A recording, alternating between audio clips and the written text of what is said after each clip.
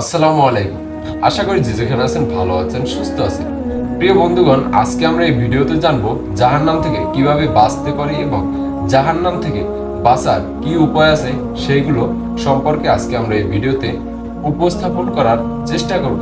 তাই ভিডিওটি না টেনে পুরোপুরি দেখার অনুরোধ রইল। প্রিয় বন্ধুগণ, আপনি যদি আমার চ্যানেলে নতুন হয়ে থাকেন তাহলে একটি সাবস্ক্রাইব করে পাশে থাকবেন এবং ভিডিওটি যদি ভালো লাগে তাহলে শেয়ার করে অন্যদেরকে দেখার সুযোগ করে দিবেন।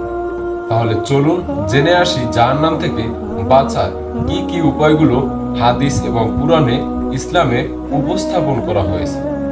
জাহান্নাম থেকে বাঁচার উপায় হচ্ছে শিরক কুফর মুক্ত খাঁটি ঈমান রাখা, যাবতীয় পাপ কাজ থেকে বিরত থাকা, আল্লাহর ইবাদতে মনোনিবেশ হওয়া। প্রিয় বন্ধুগণ, কুরআন হাদিসের আলোকে জাহান্নাম থেকে মুক্তির কার্যকরী কিছু আমল জানতে ভিডিওটি সম্পূর্ণ দেখার অনুরোধ রইল।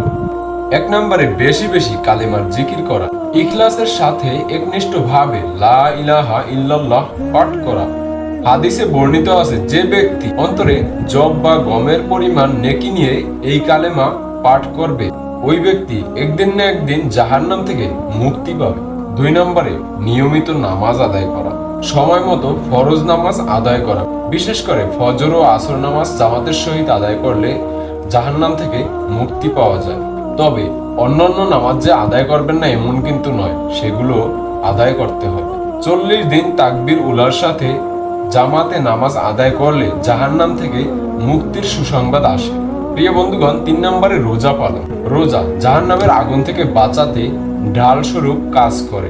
4 নম্বরে সাদকা ও দান। একটি খেজুর দান করেও যদি কোনো ব্যক্তি জাহান্নামের আগুন থেকে বাঁচতে পারে তবুও তা করতে বলা হয়েছে। 5 নম্বরে সদাচরণ ও পরনিন্দা থেকে বিরত থাকা, অন্যের অনুপস্থিতিতে তার সম্মান রক্ষা করা জাহান্নাম থেকে মুক্তির একটি বড় উপায়। তাই অন্যের অনুপস্থিতিতে তার সম্মান রক্ষা করার চেষ্টা করবে। প্রিয় বন্ধুগণ, 6 নম্বরে দোয়া করা, আল্লাহর কাছে সর্বদা জাহান্নামের আযাব থেকে আশ্রয় প্রার্থনা করা। কুরআন ও হাদিসে বর্ণিত বহুল পঠিত একটি দোয়া হলো রব্বানা কিন্না আযাবান নার, অর্থাৎ হে আমাদের রব, আমাদেরকে জাহান্নামের আযাব থেকে রক্ষা করুন।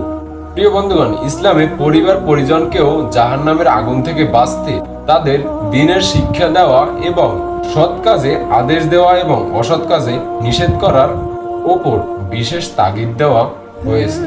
প্রিয় বন্ধুগণ, আমি আবারও বলছি, এরকম সুন্দর সুন্দর ভিডিও পেতে আমাদের চ্যানেলটিকে সাবস্ক্রাইব করে রাখুন এবং ভিডিওটি যদি ভালো লাগে তাহলে শেয়ার করে অন্যদেরকে দেখার সুযোগ করে দিবেন। আজকে বিদায় নিচ্ছি, ফিরবো নতুন কোনো ভিডিওতে। ততক্ষণ পর্যন্ত ভালো থাকুন, সুস্থ থাকুন। আসসালামু আলাইকুম রহমতুল্লাহ।